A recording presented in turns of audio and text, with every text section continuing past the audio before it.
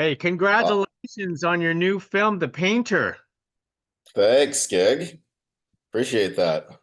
You know what? I actually was watching it, and there's so many twists and turns. I did not expect that, especially towards the end. But let's hear it from you first. Is what initially attracted you to this project?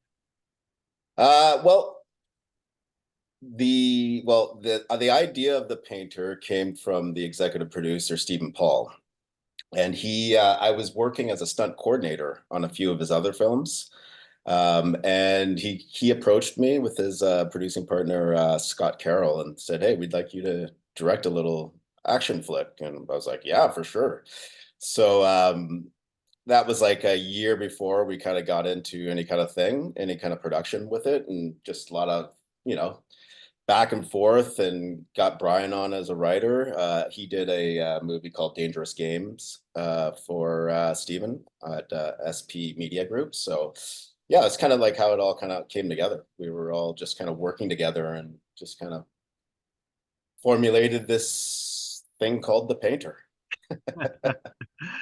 Now, this isn't your first act of directing because I was going to No, say in the past few years you hear a lot of stunt coordinators and stuntmen becoming directors, like yes. Pat Chastahisky with the John Wick movies and so on. Absolutely. Yeah, yeah. David Leitch, all those guys. Yeah.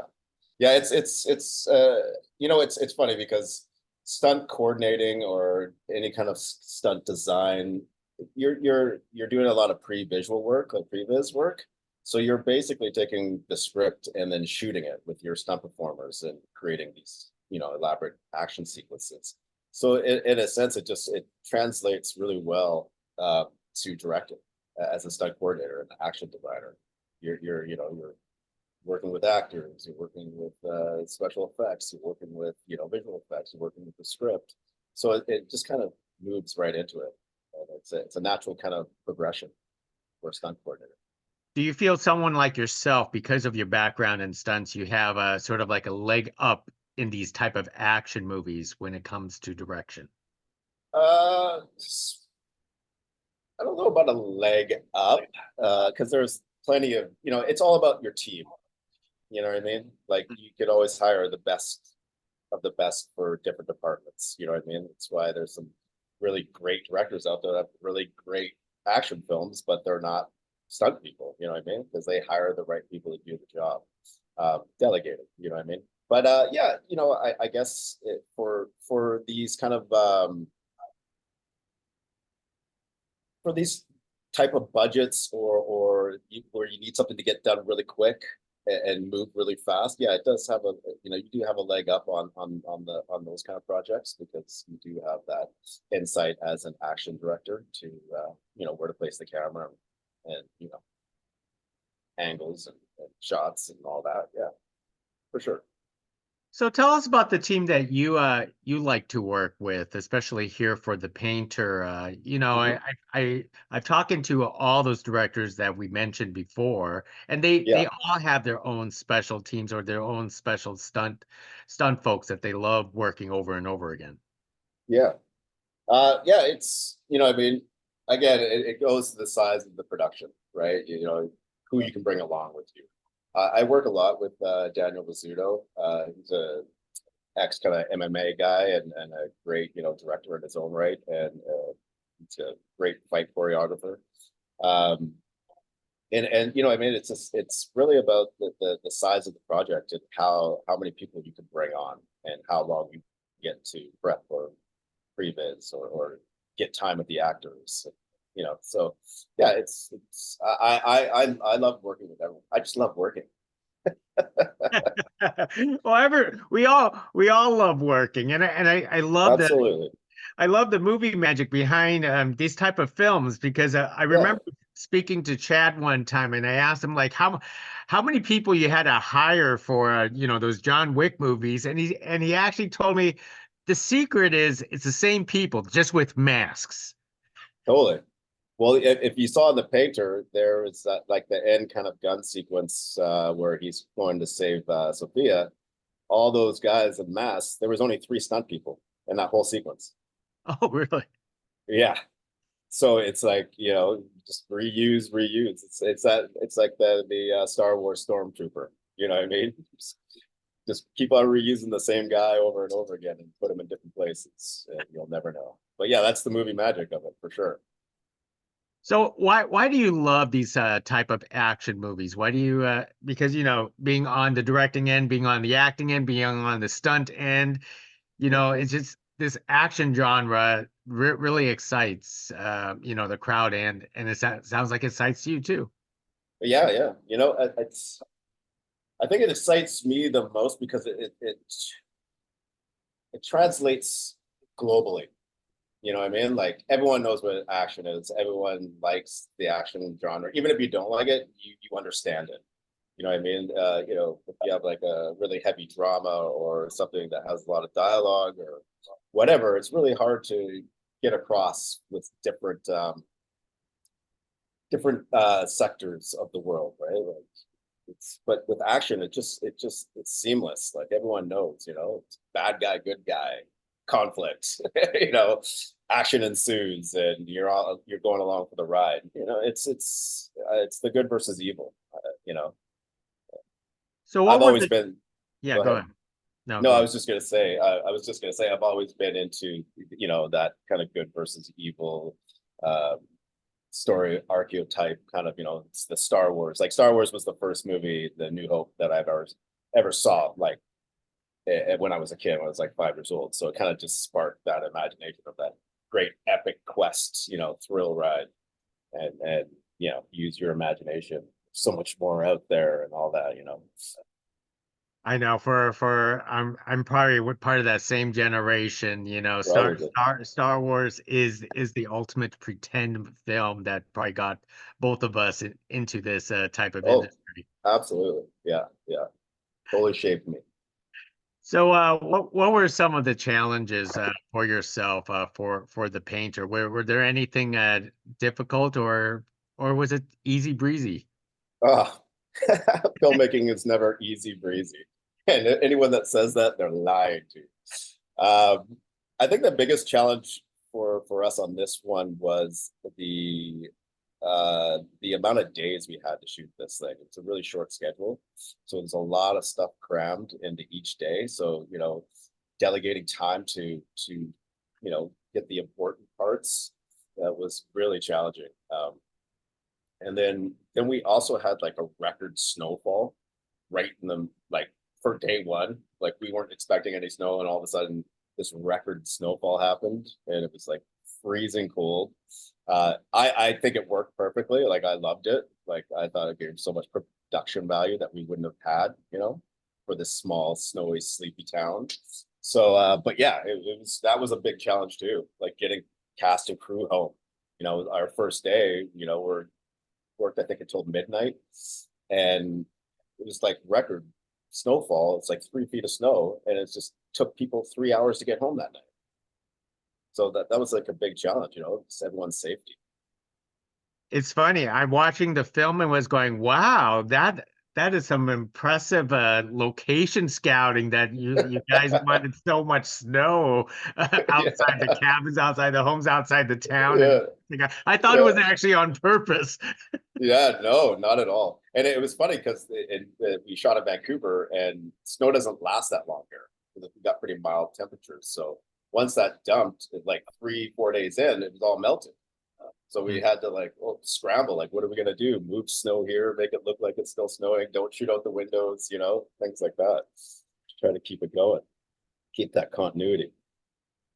Now, you are excellent on the stunt side. So let's talk about your main actor, Charlie Weber here, because Yeah. he is an actor. So how did you want to work with him to basically train him into a killer per se, and and tell us about the choreographic choreographical moments through this film.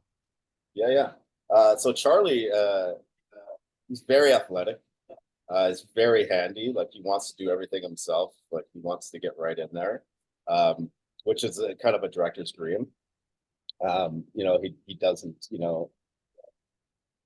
He wants it. He's so passionate about it. just about the craft, his own craft and his character, and he just goes so deep into his character that he wants to be a part of it. Like the first, I think we had like a week and a half, maybe 2 weeks with him prior to the film prepping, and Daniel Rizzuto, the stunt coordinator, was kind of training with him like 2 hours a day with some of the other stunt monkeys there, and he was just right in it. Like he sent me a picture, and he had bruises down his arms, like from doing all the trapping and blocking, and he just really wanted to feel it. He really wanted to be the character and what it felt like.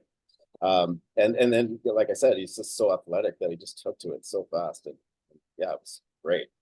I think like when he got hired, because I've seen him in other things, and when I had an interview with him, and as soon as I saw him, I was like, oh, this is the guy, And then he opened his mouth, and his voice, I love his voice. He's got one of the best voices in the business. And as soon as I heard it, I was like, yeah, that's Peter. Most excellent. Now, as a director, is there what's the big difference between directing like these fight sequences in such as like a tight knit like closed space house versus like a huge warehouse and so on? What's the big difference and challenges between those two to you? To me, I think inside the house is a little more contained.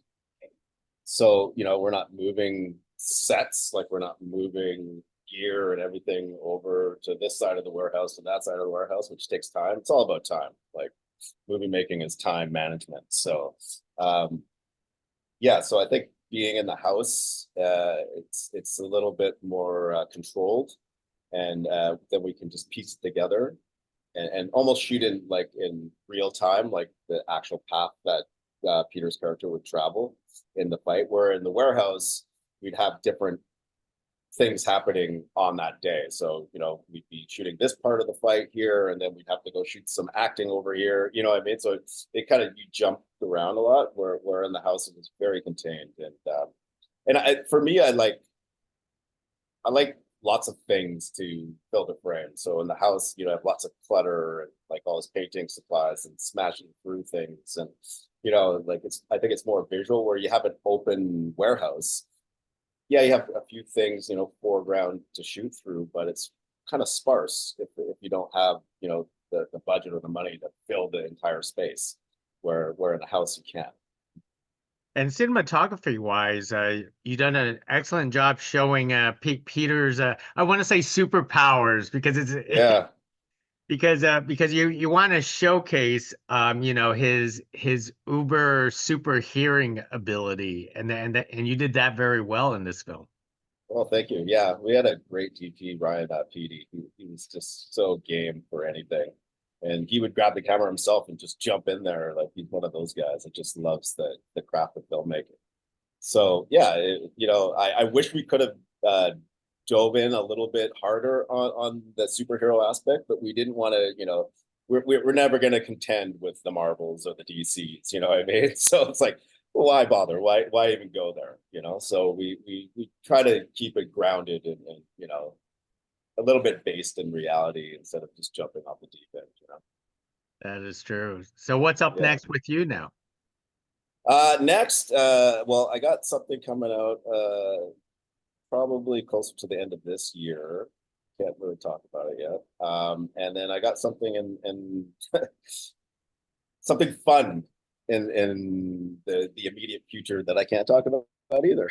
So yeah, it's always like, I don't know why it's like that now. You'd think it would be like, any kind of press is good press, right? You should be talking about all these projects, but everyone's like, sign this non-disclosure, can't speak about it. So it's funny.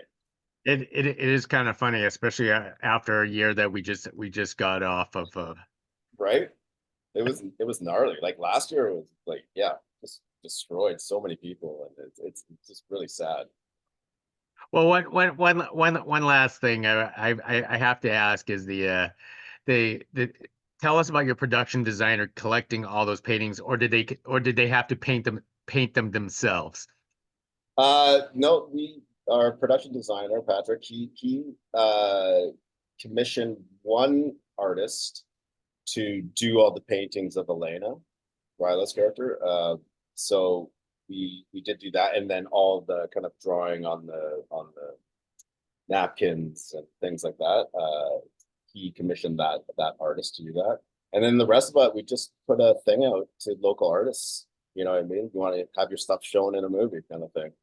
And a whole bunch of people reached out, and so we just used their artwork. Shown and destroyed. But you know, Yeah, publicity is publicity, whether we could talk about it or not, it is shown that's in the right. film. That's So right. thank you very much for speaking to The Painter, which is available now. Everyone can actually Yes, it watch. is. It So is. really, Thank you, Gig. really Yeah, appreciate very it. a Can't wait pleasure. to talk to you again. Thank you. You bet. Yeah, on the next one for sure.